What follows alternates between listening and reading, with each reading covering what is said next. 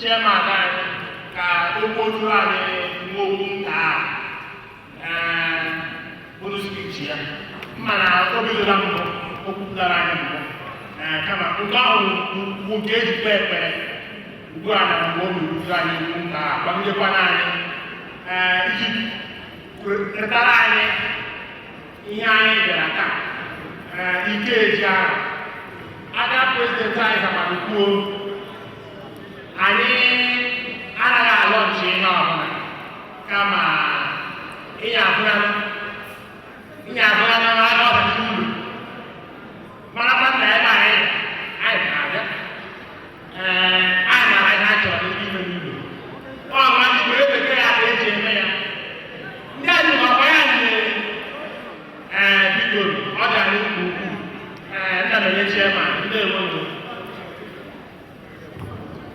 Cha arọ mmanụ arọ yedu arọ ọnụ ụmụ nwanyị oriyo.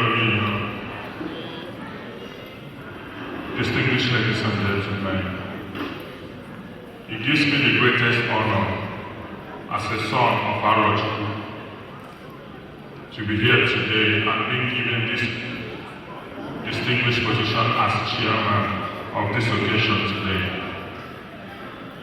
My fathers, they say that time is what determines agenda. And if we do not know what time we are in, we might be doing the right thing, but getting a different result. We must ask ourselves the question, in what time are we?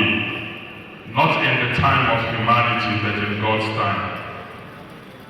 The Arab kingdom is currently at a time that we need to begin to speak of.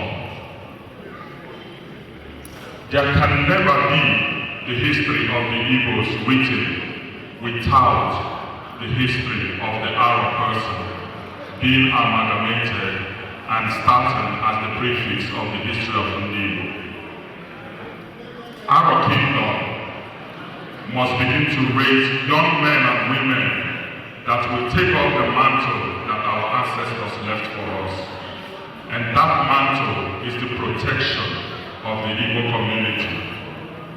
We are Arabs before we became Nigerians, and therefore our loyalty must be to the Arab kingdom, first of all, before to the generality of the kingdom of Nigeria.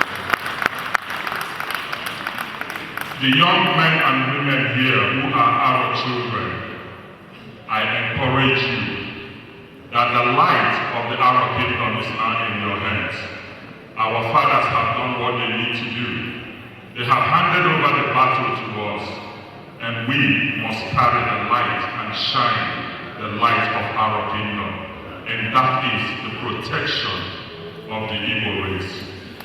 We cannot continue, children and women to order that the church accept this.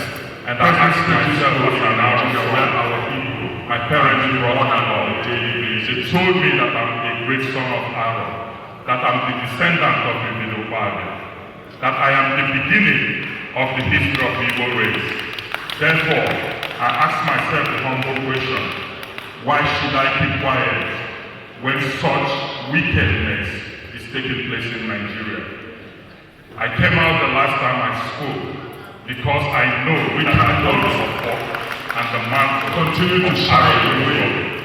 They gave me the honor of the Nigeria leader of the unfortunate community in London of the unholy alliance that we call Nigeria today. And that country is not protecting the Igbo race.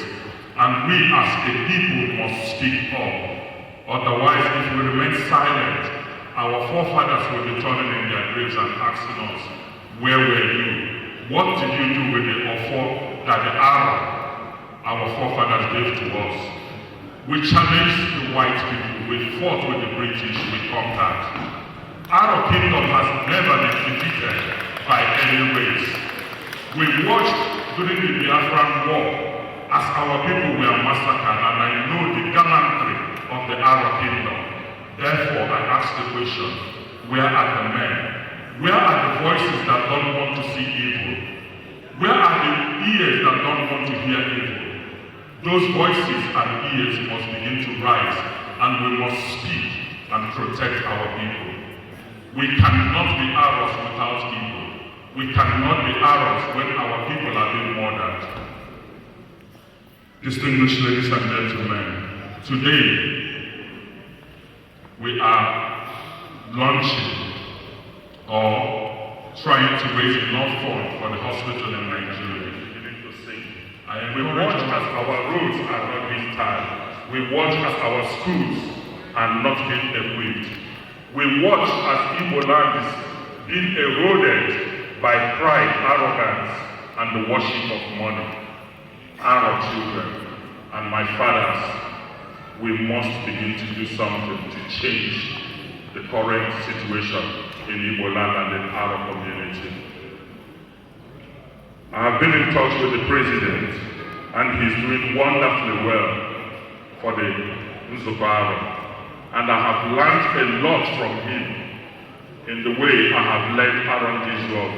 I have been constantly in touch with the president, and I have drawn from his wisdom and the way he has pioneered the Arochukwu organization.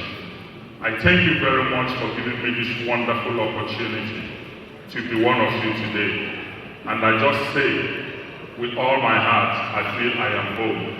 My father slept some 200 years ago, and today I have come back amongst you as one of your noble sons. I greet you. May our ancestors protect you. Ndewo. Awo kuka mazi kula yenyo. Mazi ndewo biko.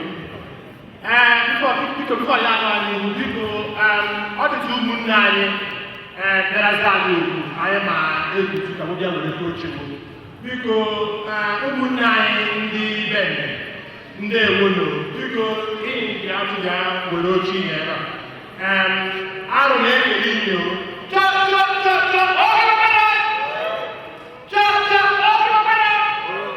ndị ewono anyị na-ejikwa ohere a na-egutu ndị ụmụnne anyị kwa ndị ụmụnne oge nwanne anyị bụ ndị izu a na-ekwu na wee rusala ọkara ezi bụ ọ bụrụ na wee rusala ka nwoke were kwa oche na mpaghara Ikoro nwere na paakị moto a na-efetara m aka nwere na mapịa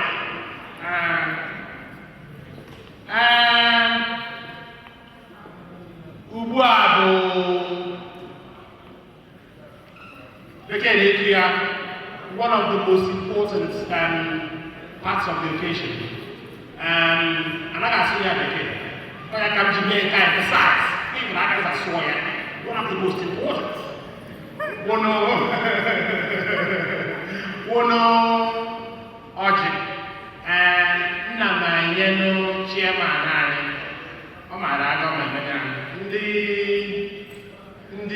elders anyị nọkwara mpaghara ahụ chairman na-abụghịkwana ọ na-adụrụ m ozi ọ na-adụrụ iwu etolubere mgbe ọhụ ndị ewono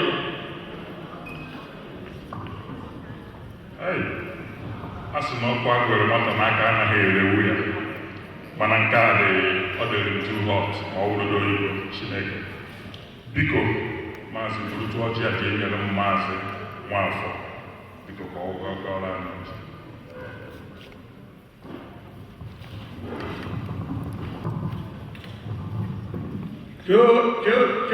Hayo kibo kweli. Hayo kweli. Hayo kweli. Kwelagal. Ori. Nke a wụ ọjị anyị emepe mmemme anyị. Mmemme anyị ugbu a bụ Ikeji Arụ. Ikeji Arụ mgbe ndị arụ na-eri ji ọhụrụ. Ndị Igbo na-asị ndị arụ na-eri ji ọhụrụ ebe nwa anaghị akọ ubi.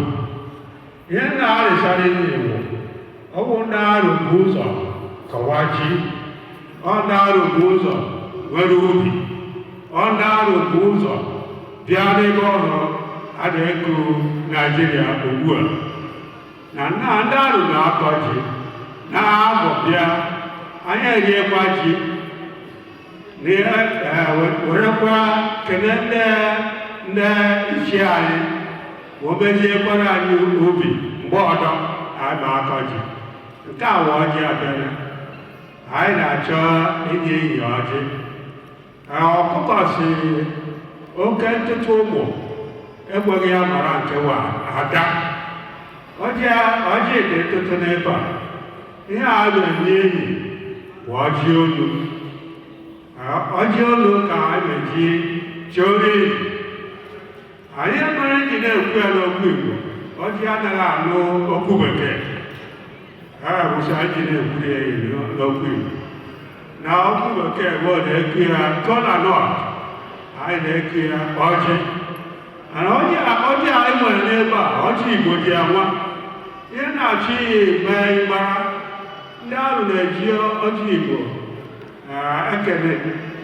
ekele ndị Igbo akpụ abịa ọjị Igbo ọnwa ọwụ ọjị mbụ pụrụ n'arụ ọjị Igbo ọnwa ọjị mbụ pụrụ n'arụ onye ahụso eji ego ya ọjị Igbo na ndị arụ maara ihe banyere ọjị ugbu a mba enye ihe ọjị